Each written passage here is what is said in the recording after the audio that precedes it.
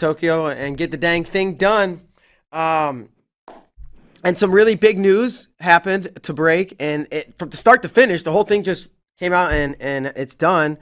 And as everybody knows, Rob Koll will be the head coach at Stanford, leaving Cornell after 32 years. And we're going to bring him on today. Rob, thanks for joining us. I know you were just on a plane or something. Are you in California or New York? Where are you at right now? No, I'm at a locale in the East Coast, trying to sign one of my biggest signs, of course, is getting the coaching staff together. So that's what I'm working on right now. Okay, so So he's going after an I'm in East a Coast. bunker. I'm in a bunker right now, not letting him leave until he signs the papers. You're not going to tell us who it is, are you? That's all you need to know. And we'll make some big announcements this week, and we'll continue to make them until we're done filling up. And it's going to be exciting because we've got great resources and a lot of excitement. You're not wasting any time at all.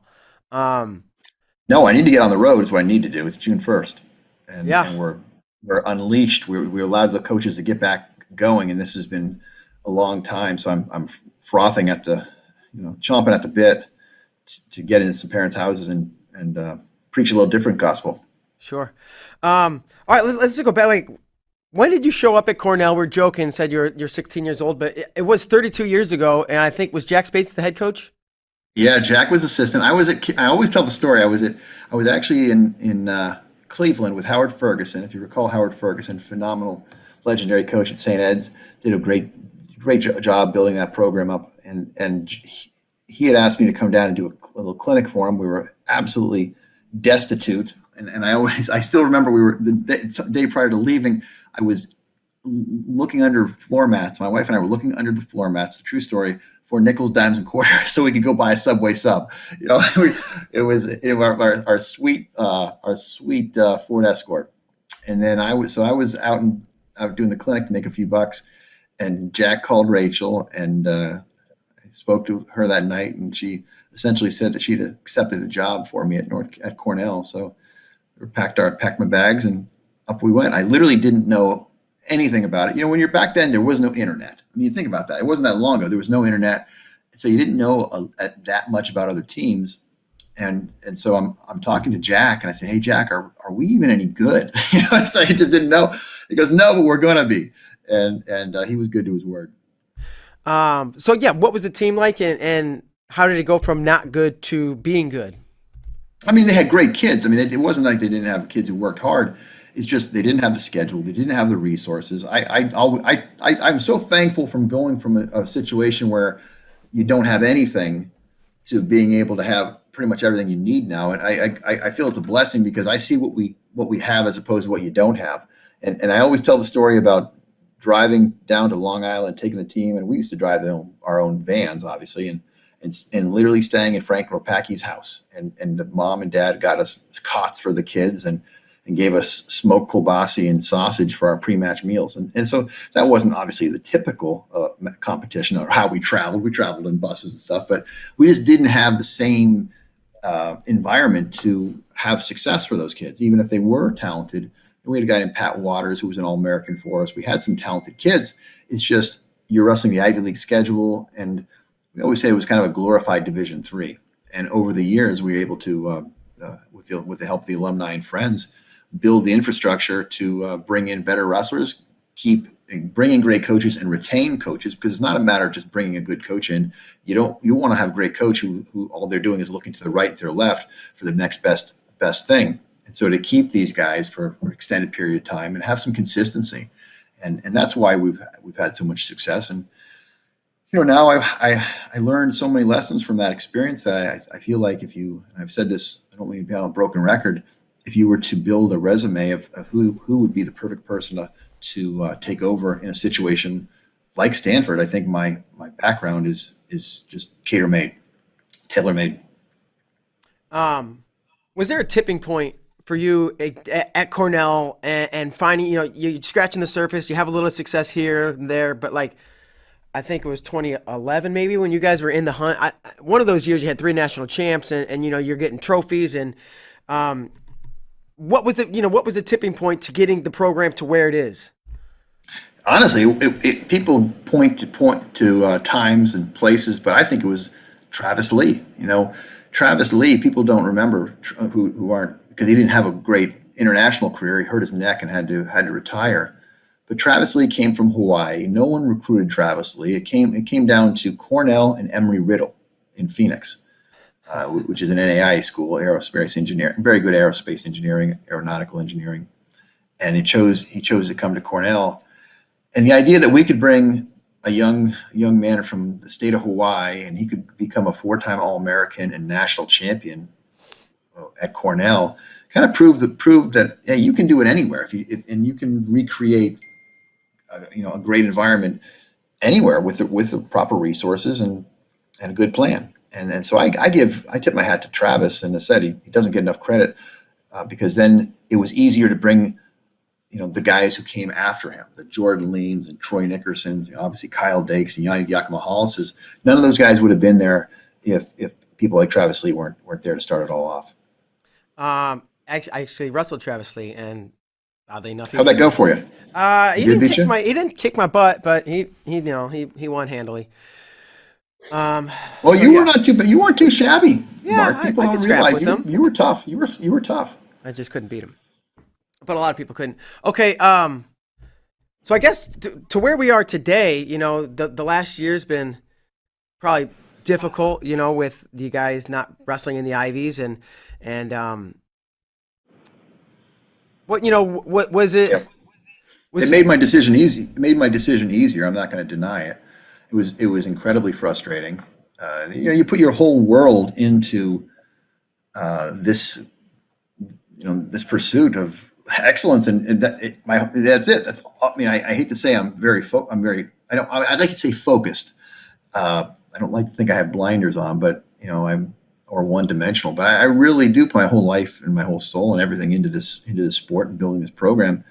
And philosophically, when you have some people who don't feel the same way, it's incredibly frustrating. And I didn't want to get into that because it's too negative. I'm very thankful for everything Cornell's done for me, and I always will be. And leadership, Andy Noel, my athletic director, is my best friend. I do anything for him, but I will say I think that there's a little more opportunity in the next step when you go to a place that has some of the big time, football and basketball, and you have facilities that are a little bit different. Obviously, our Friedman Wrestling Center is the best in the world, bar none.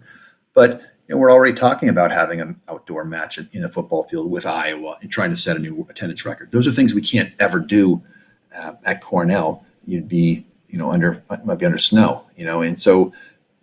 I'm not trying to be cute. You just can't do that. There's just a different infrastructure for big time athletics at a school like Stanford that really attracts me.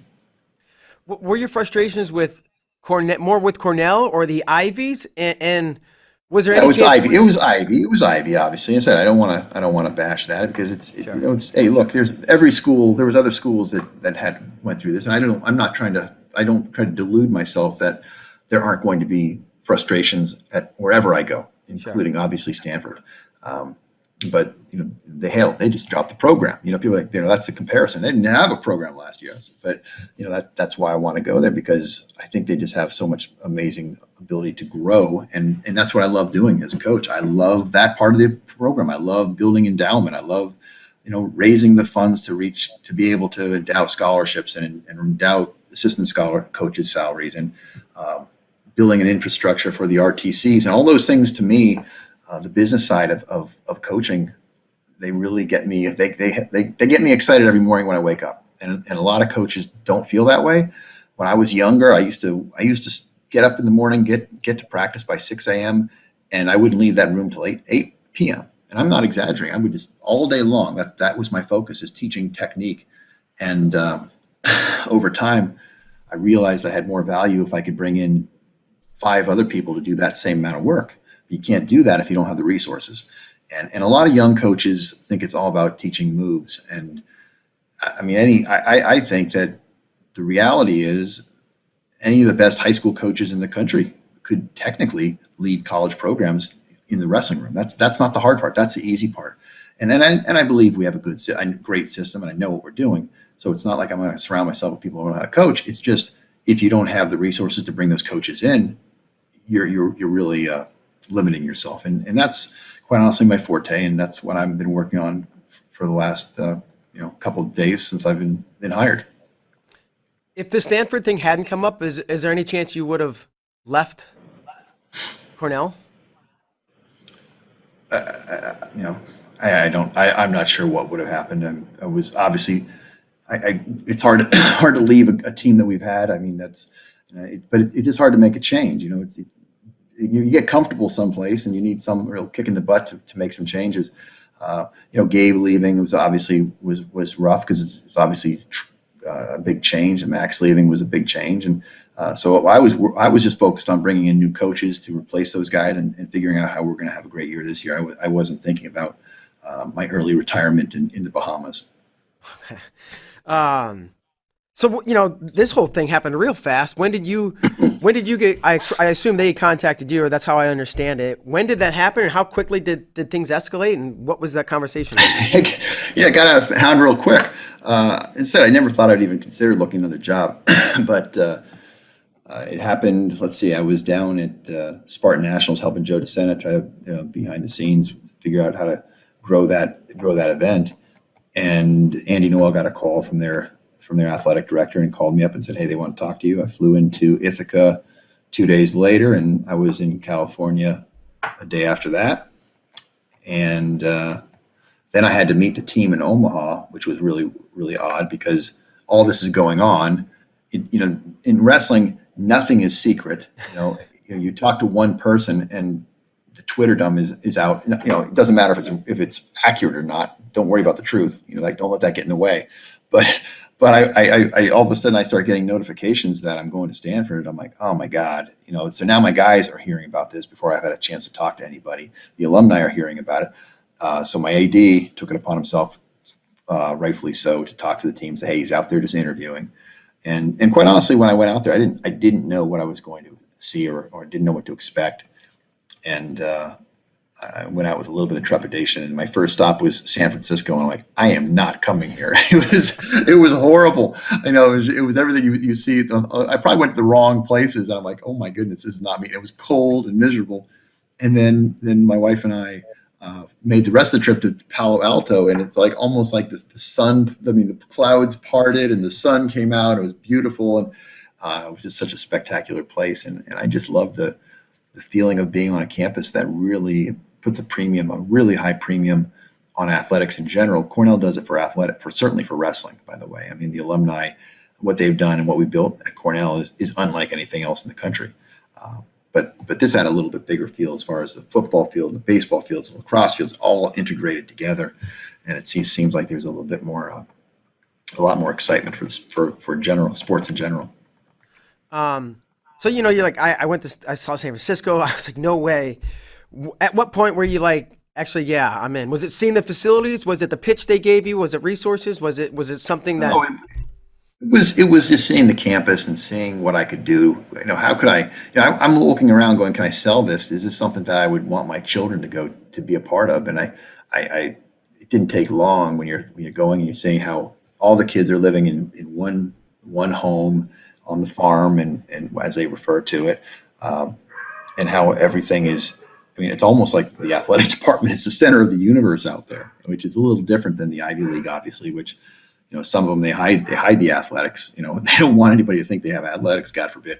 And as opposed to Stanford, which really embraced it. And that was pretty telling right off the bat when I'm walking around with the associate athletic director, Jamie Breslin did a really nice job. And I got to meet the kids. I got to meet some of the wrestlers, obviously, and talked about making sure hey, look, I don't want to do this by myself. And I know that's my biggest push right now is make sure we keep everyone home, because they don't have to. It's not a total rebuild.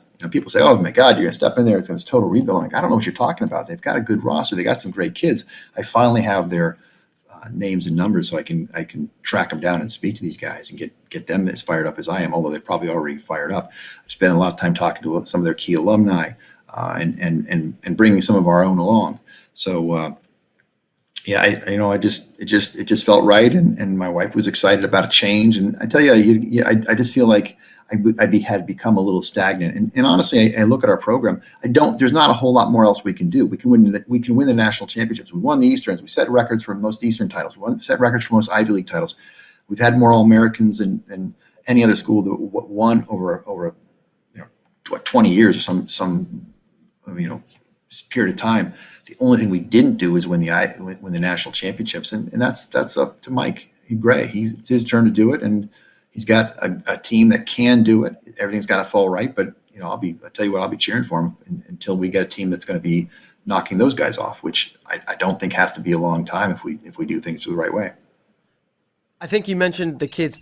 Do you know are all the kids going to stay at Stanford, or have you spoken to them? Do you know this yet? I've spoken to all of them, and I've spoken to all of them, and I have no expectation for any of them to leave. I know that they have visits scheduled, but that's why I'm where I am right now, so I can make some announcements. I mean, this is going really fast. I'm going to name at least one hopefully today, and then I'll name another one tomorrow, and then I'll name another one the day after that. And we're just going to keep piling them on. Then we got to start getting guys for the RTC. So hey, you guys want to join us? Give me a call. I've got a lot of calls already. Bader, you'd be amazed at the people who have contacted me and reached out to me. And everybody tells me how hard it's going to be. It ain't going to be that hard. I know admissions in the Ivy League and in Stanford is different than everywhere else. Everybody keeps telling me how easy it is to get into Cornell. It's simply not true. I know the kids that we've recruited that have gone to Stanford. I know we have probably half the kids that we get every year. It's between Cornell and Stanford. So I know the kinds of kids they can get in, and we just got to get a few more every year. If you have the 3 studs they have right now on the roster, why can't we get 10? And we can, and we will do that. What was your thought over the last, year, however long that Stanford announced they're going to drop their program, and there's been this long public saga, if you will. What was your thoughts on that, your take on it? A lot of people were upset with the Stanford administration, and from your point of view in Ithaca, coaching Cornell, how did you see that thing unfold? Well, I talk to Mike Moyer probably weekly, and so I always had my updates on what's going on, and he was always optimistic, and because the people who were supporting the program were vocal, but in a positive way, and very, very, very generous. And it didn't make sense to not bring it back. I don't think it was wrestling alone. It was the other sports that don't have quite the following that made it a little bit more difficult to bring just one sport back. And if you're going to bring one sport back, if it's a men's sport, then you have to bring back some women's sports because you got obviously Title IX issues. Every single team that I've seen this happen to, well, not every single team, obviously Fresno State, but they have their own set of issues, has come back, has been stronger than when they left. I look at Brown, I look at Bucknell. I mean, there's just a bunch of schools that have fallen into that category because they do things right this time, and it mobilizes their alumni and it gets them excited, and they know what they have to do. And I wouldn't be coming out there if I didn't know without doubt that they're going to be supportive of the program and they want to win at the very highest level. I mean, it's not my personality to chase my tail. Sure. And I believe they raised like $12 million or something. Is that right? And it's like, are you walking in $12 million? Not for you, but for your program? Okay, so obviously there's pledges, and there's a big difference between a pledge and a payment. I've done this for a long time. We've raised a lot of money at Cornell. I would argue, I'm sure we've raised more money than any team in the country, and so you have a pledge, but is it a 1 year, 2 year, 3 year, 4 year, 5 year, 50-year pledge? I mean, how long is that $1 million pledge? Is it so you got to discount those gifts. You've got to get people to actually write that check, and I know it's over 400 people, so that makes it more difficult. That's where all the work comes through. But I mean, they've done a great job. The coaches, Ray Blake in particular, has done a great job of keeping the alumni engaged and motivated.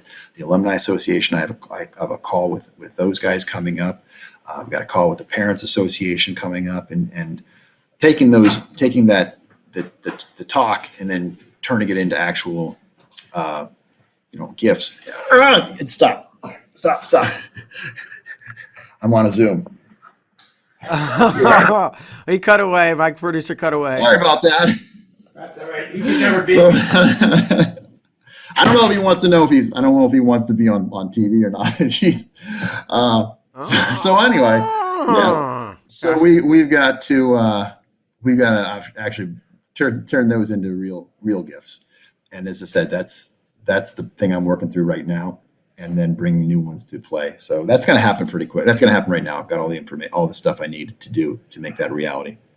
All right, so the bunker is not completely secure. I noticed, Rob. Somebody just broke into the bunker. Yeah, I got people. We got zombies breaking in. Jeez Louise. I'm at a very nice bunker, though. I will say that it's very nice. It looks fantastic. You said something in a text like, "I haven't felt this fire in a long time," or something like that, right? Yeah. Explain that, or describe it, or why, or. Well, you get a little look. I work 7 days a week. It's not like I don't go into work every day and I do the work, but you get into a kind of slow grind, and you get complacent, and you're doing the same thing over and over again. This is all new to me. Not new to me. It's when I built. Okay, so when we did the building renovation, that took about, at Friedman Center, that was about a 3-4 year project, to be honest, from inception to architectural design, schematic design, and fundraising, and all those. I loved all that. And then we have a capital campaign on the other side for endowment, some things we're doing with RTC and building projects. So we're doing all kinds of those things. I loved that, but the building's done now. We're finished. The building's finished. We had no wrestling this year, so it really got a little stagnant. And honestly, the last goal we have to reach is that national championship. Well, I don't want to be defined by if I win it. If I stay here 20 more years and don't win the national championship, am I a failure? And I know that's a terrible way to look at it, but I started looking at it that way, and I'm like, my God, I might not be able to. We may not. And I know if I go to Stanford, I'm going to be energized every day because I've got new goals to reach, and there's just so much more opportunity to change the game, to change the kind of the whole complexion of wrestling on the West Coast. I mean, they've never had a team out there to bring 20,000 people to a match. Hell, there's no team other than Iowa that has done that, and we can do those things at Stanford. And we really can. The population's there. In Ithaca, New York, there's 25,000 people in this town. There's 100,000 people in the entire county, which is a massive county. I mean, if we got half the people in the entire county, every man, woman, child, that's what I want to do for a match at Stanford. But that would take every single person in the area to come, and so obviously logistically that's simply not going to happen at Stanford. I mean, we just need a fraction of these guys to be wrestling fans, and we have hundreds of high schools within driving distance of Stanford. At Cornell, we have tens of schools, within driving distance, and the schools are tiny. I mean, the school my son goes to has 65 kids in a graduating class. The neighboring school has 50. So how many wrestlers do you have? You might have 5 or 10 wrestlers. 10 wrestlers on a team is huge. So I look at it just as this amazing opportunity to change some things and to grow the sport of wrestling in California, which has always produced amazingly talented wrestlers. But on the college side, they haven't had the same success. Well, why is it that California had 3 All-Americans or whatever last year? Pennsylvania's 40. It's because they don't have. Pennsylvania also has, how many college Division I teams in the state for the opportunities for those kids to wrestle close to home. Most kids don't want to go that far away from home. So my number one priority isn't to go home and raid the kids from Pennsylvania, New York, and New Jersey, and Ohio, which we will do, by the way. But it's also to make sure the best kids stay home. And there's some great ones right here that we don't need to go that far to get. What were the conversations? Because I was there with Mike down in Guatemala, and I'm sure it's a whirlwind for him. What was communication like with Mike and? Well, I just wanted to make sure that Mike got the job. I just make sure, because Mike has been incredibly loyal. He is incredibly competent. He's skilled. There's no reason. He's going to have a learning phase, just as I did, by the way. It was tough when I first took over after Jack. Jack was masterful, and I thought, and I always say, I just assumed I would inherit relationships. Well, you don't inherit relationships; you make relationships, you develop relationships, and certainly some of the reasons I'm successful is because the friendships I have happen to be with people who are very successful people who support Cornell, not just because they love wrestling, but because we're good friends. And Mike's going to develop those friendships, and he's going to bring those along, and it's really important. How do you support the kids at the RTC level? How do you get those coaches to train with Yanni and Kyle? I mean, that's got to be his number one priority, that and recruiting, and then now fundraising. So he's going to have a lot of other things under his belt that he has never had to do before, He's well versed in all of them, and I know it's not an easy job. I can tell you that. Kyle didn't want to do it. I mean, I talked to Kyle, not a couple months ago, and I said, "What is your what?" Because I talked to Mike and I talked to Kyle, and this is a brutally honest conversation because it's Kyle Dake. I mean, you not hire Kyle Dake. How do you not hire Kyle Dake if you want? He's the Dan Gable, he's the Cale Sanderson, the next guy. And that put Mike in a tough situation because Mike understands that. Everyone understands that if he really wants to be that guy, it's gonna be hard not to hire him. And I don't think Mike, and I personally, if I was in that situation, wouldn't hold it against him. Well, he's like, well, I don't know if I can do your job. I go, what do you mean? It was, I don't want to be on the phone all day. I don't want to be making all those calls. And I want to do this. I'm like, well, you're probably not the right guy. And at least he was very honest with me. And part of me at that point in time, I knew I was free not to have to be a placeholder for the next 3 years until he gets done with his Olympic goal. He might want to go 4 more after that. And it let me know that it was okay if I left because I didn't feel guilty. If I had left earlier and they hire Mike, then they don't get to hire Kyle when he's done, or they have to fire Mike. Both are terrible, not good options. Yeah. And so that was a conversation that really kind of pushed this and made it didn't make me decide I'm going to leave. It made me think, well, if something did come up, it would be okay, and I wouldn't be hurting those who I really care about the most. So that conversation with Kyle sounds like it was weeks or months ago, right before Stanford happened. Yes. There was no inkling of anything other than I wasn't even thinking at that point in time. It was just I need to know for my long-term goals if I would consider. You asked if I would ever consider doing something else. I do consider doing it. I mean, it just there's always a wanderlust, thinking of maybe doing. 32. I've never interviewed for a job, for God's sakes. I've never, I've never done anything else, and that's what I talked to Andy because it was really hard. Andy Noel is one of my dearest friends. I get emotional just thinking about it. So if I get a little verklempt, I apologize. But that was a really painful conversation for me, and. I told him, I go, Andy, I've never asked for a raise. I've never asked for one raise in 32 years. I've never interviewed for a job. It's something I want to do. And that's when he gave me his blessing. Was it a seamless transition to Mike, or was there talk about, because at this point, it sounds like Kyle doesn't want to do it. What was it? Hey, were they talking about opening it up, or was it done deal? It's no. Mike was the obvious. I mean, we have some great people out there. You've got Jordan Lean and Troy Nickerson, Damian Hahn. I mean, these are great coaches who have got amazing loyalty to the school, even though Damian didn't attend Cornell. Those are the people out there that they could attract, and they needed to keep this team together and make sure that there's you losing Gabe. It was obviously a major blow to our program. Obviously, I'm very close with the kids, and then to lose Mike, oh my God, you couldn't do that. You just couldn't do it. So it was a really obvious. You shouldn't do it because he's qualified and he's done a great job and he deserves this opportunity.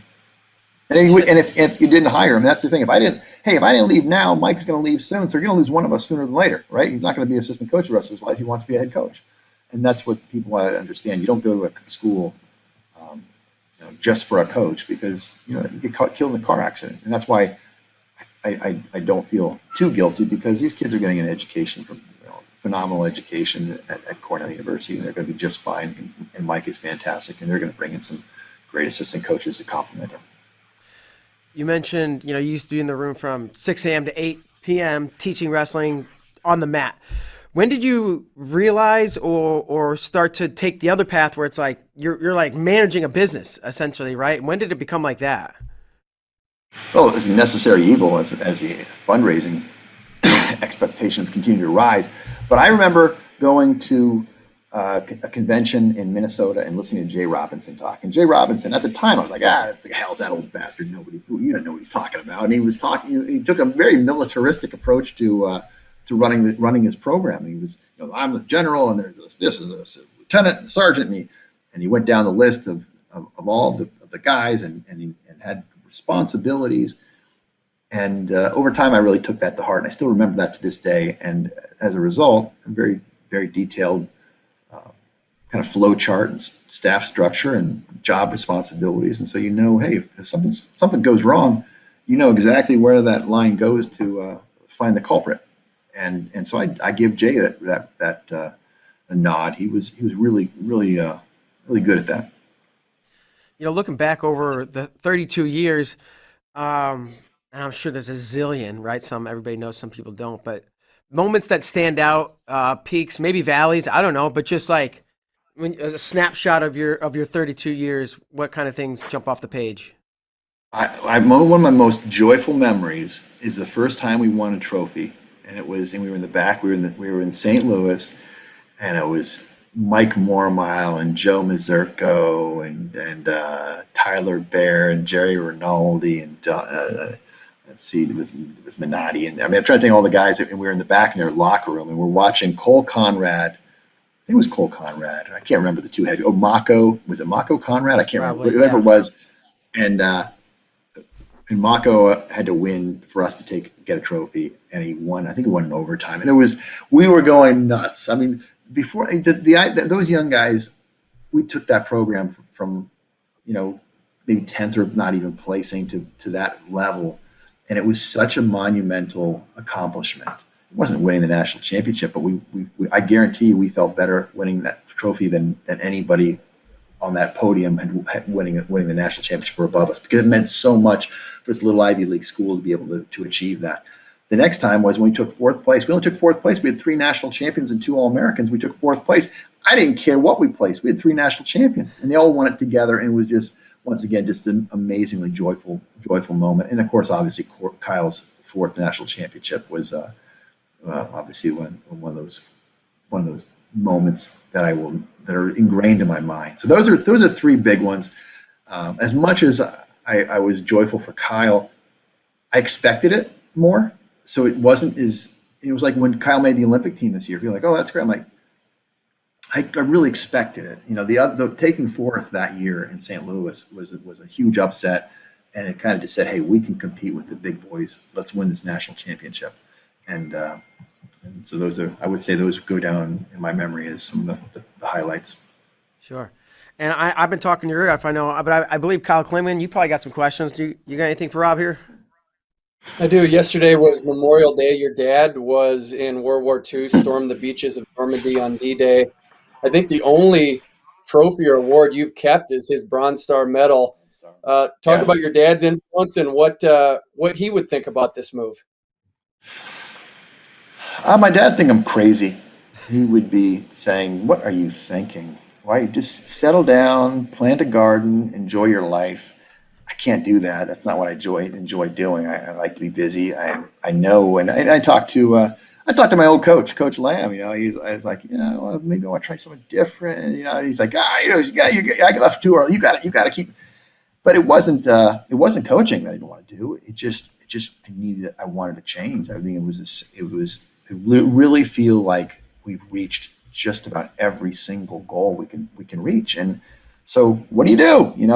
And my wife's excited. I'm not going to pretend that going out to Palo Alto, where there's 3 months out of the year average 0 days of rain and the average temperature is probably 70 degrees, as opposed to Ithaca, did not play into her decision-making process. she was involved in this decision, and I'm a very selfish person. I mean, I'm very selfish, and she's allowed me and enabled me to do what I want to do for my entire life. And I know she whatever I wanted to do, she was going to do. But when I made that decision, because she wasn't going to make that decision, I think there was a little bit of relief, other than the fact that when the reality sinks in that you're leaving all your dear friends. We went out last night with a bunch of our friends, and it was just it was pretty rough. But they know where I am, and they're always welcome. And I can't tell you how many people have told me they always come out that way. So I think we'll have a lot of friends. You're going to this beautiful place with beautiful weather. Will Cedar Falls, Iowa still be your favorite vacation spot? Oh, there's no doubt. There's no doubt. I love to wrestle those guys. I mean, it is fun, I will say. And you love the snow and the cold if you only have to see it once or twice a year. So I'll definitely try to get hold of Schwab and see if we can't get on their schedule for next year or the year after. Rob, what you they said a couple of times, basically you've accomplished everything you can accomplish at Cornell. You've hit every milestone except for nationals, but you don't want, winning that. You don't want that to define you. What are the goals for Stanford immediately and big picture? Well, we're not going there to be a Pac-10 champ, obviously. I mean, that's kind of silly. I mean, we want to win. Obviously, you want to win national championships. And we want to get guys who are now national champs and Olympians. We've got a national champ last year. Shane's national champ. Obviously, the next step is to create an environment where people come there not just to be national champs, but to be Olympic champs. And that's what we've been able to do at Cornell. And Penn State has done a better job of with their RTC. I think we have done as good a job as is possible within the environment in which we're working. But there's a new environment out west. People want to go out there. People want to be in that environment. And there are so many more opportunities as far as business opportunities where we can get guys jobs and keep them employed and then keep them here after they graduate. And that's something I can't do at Cornell. It's really tough to get someone a full-time job in the Ithaca area because everything revolves around the universities. Universities meaning Cornell and Ithaca College. So unless they're going into education, want to be a teacher, which we have no education program at Cornell, it makes it very difficult. They got rid of it a couple of years ago. You can't keep the kids around. And so I've already had guys who say, hey, when I graduate, I'd like to come out and work in that area. And so that's something I'm going to tap into immediately. I'm going to have, and I've already had great response. So I know I can get these guys jobs in the Bay Area. Palo Alto is located perfectly, so we can create. I think we can create an RTC that doesn't rival Penn State's, but is vastly superior to Penn State's. And that's going to take some time, and it's going to take some resources. It's going to take a lot of resources because, quite honestly, right now, people will pay less to go there because they have the training partners. So we've got to do whatever we have to do to make that happen, and we will. So you're keeping the guys. It sounds like everybody's staying. You're working on coaches. Sounds like you got this lineup. What about recruits? Right? Are you doing that? Are the guys that you're hiring going to be handling the recruiting? A little bit of everything? No, you don't hand over the most important job. That is something every head coach has to be intimately involved in. If they don't, then they're lazy. That's insane. But I'm going to bring in people who are going to be very good at it to complement me. That's for darn sure. I'm going to meet. I was hoping to meet today with admissions, and if not today, tomorrow, to see what we can't do this year, and make some major waves immediately. And I think Kerry McCoy's been involved in the RTC. Do you know if he's going to stay and I guess the same thing with the other guys on the staff. Are people staying, or is this something that you're waiting to announce? Yeah, I mean, I've got to speak with Kerry. I got to speak to Kerry today.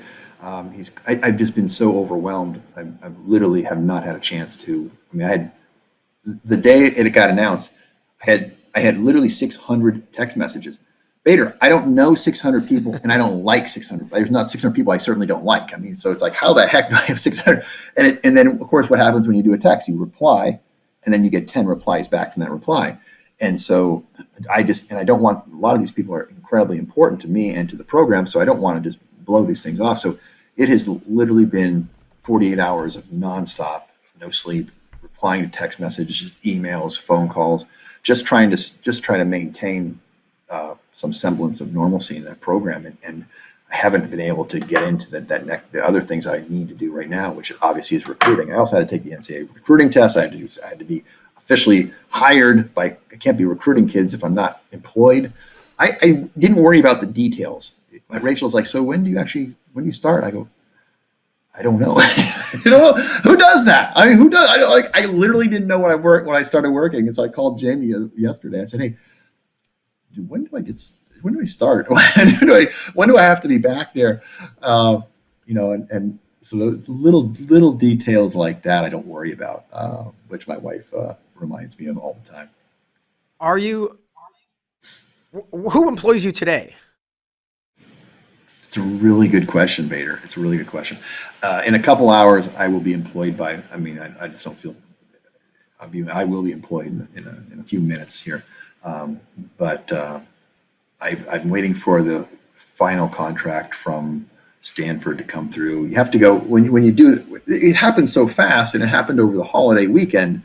So it was impossible to do some of these things, and so I had to send in verification, background check, all these other things to get that cleared, and so all that went through.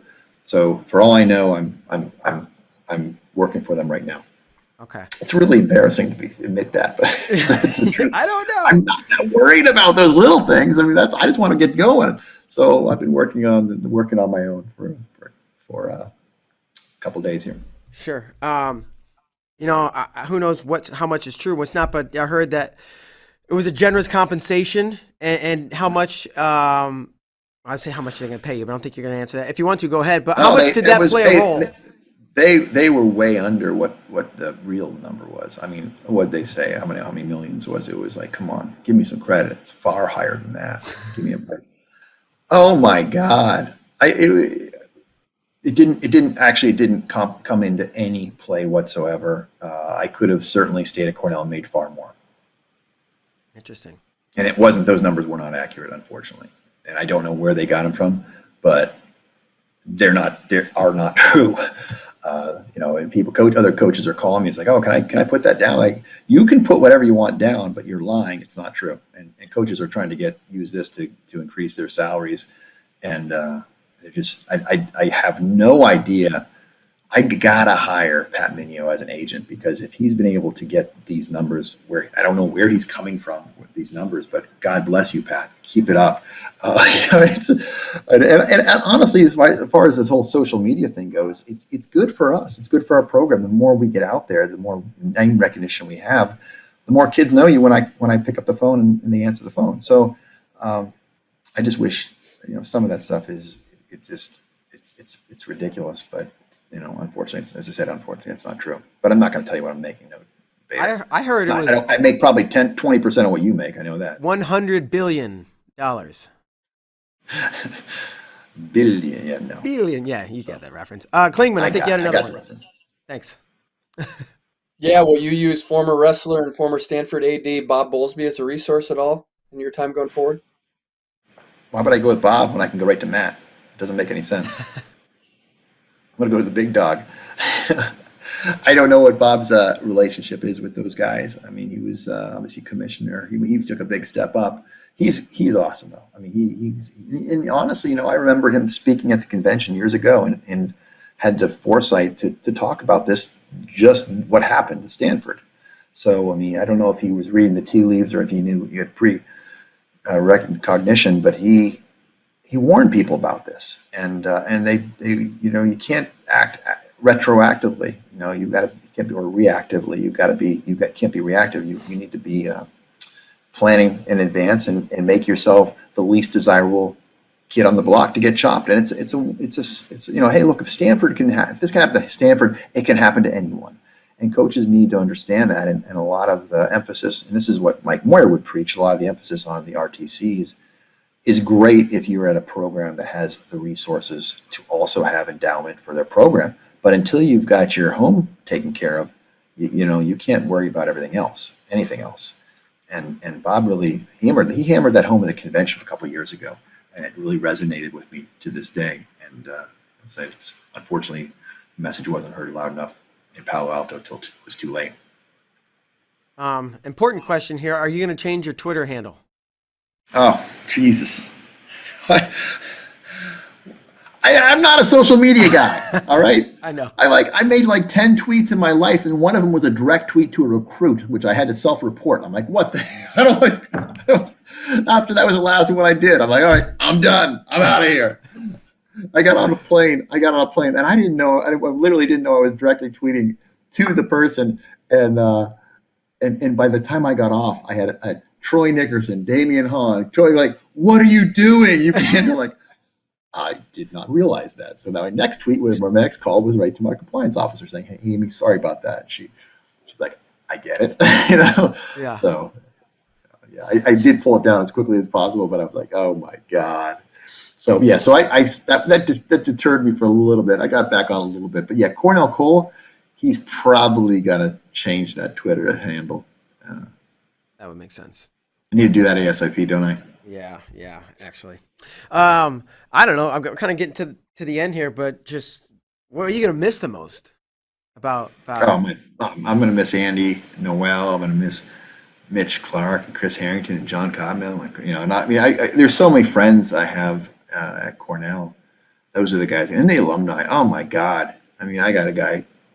Some of these guys I talk to every day, and Yanni's father. I mean, he's going through withdrawal because he hasn't called me. I mean, it's like every morning we talk. Every single morning we talk, and and I'm missing so many people. So I apologize, guys, if I'm not giving you a shout out, but it's the truth. I mean, they're this really good, close friend. It's a very tiny little town, and when it's that small, it has a lot of disadvantages, but one of the advantages is you can really get to know people really well, and I went every person I saw yesterday, every single person, even though I didn't even know them, they knew who I was and said, "Hey, congratulations." Because if you are a coach at a place like that, you do have some visibility. They know who you are, and in a place like Palo Alto and in that area, you have a little bit of anonymity, obviously, because it's unless you're a football coach or a basketball coach, probably. So that's going to be that'll be a big change. Any plans to potentially build a freestanding facility eventually? That's something that it's interesting. It's not within the purview of the coach in most cases. You need to make sure that you have administrative and alumni support behind you, and I certainly don't have the capability of making that happen right now. I mean, I know the resources or their facilities are nice. They're good enough. I would love to do that, but that's not my priority right now. My priority right now is making sure we get 9.9 full scholarships, which we need to endow that, which we should be able to do quickly, and then to endow the coaching positions so we can increase those, and then work on the RTC. The facility is going to be just fine. Is we can win a national championship with that facility, so I'm not too worried about that. The things I look at Stanford, and what I'm really excited about is student services. We don't even have a person who does student services right now at Cornell, and so that's a problem. So we have one woman who does compliance who's amazing, but there's really no mentoring, and that comes from the coaches, which I'll do anyway. But it's nice to have someone watching these kids and not make sure they're not falling through the cracks. A dietitian. They've got a multiple dietitians, sports psychologists. They have all those things, and I'm not trying to replace myself. I'll still doing those things, but it's really awesome to have those types of resources when parents come in and say, "Hey, what do you have if you have X, Y, or Z?" And I could direct them to experts in those fields. And I'm really excited about the opportunity to work with scholarships. I mean, that's a new toy at our disposal. We already have Stanford has amazing financial aid, and now you add scholarships to that arsenal. Look out! And we're gonna do some amazing things. And I think I know the answer to this, but there were questions like, is anybody going to come, Yanni or Vito, or is anybody going to come from Cornell? And It's very hard to transfer into Cornell. Two, I would never. I mean, that's just not going to happen. Mike's got it. That's why you need to hire Mike. That's why that would happen. It was so important.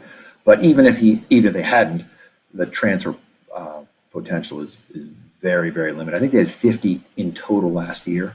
Cornell does a much more robust transfer business, but even Cornell, it's extremely difficult to transfer in. So that won't be happening anytime in the near future.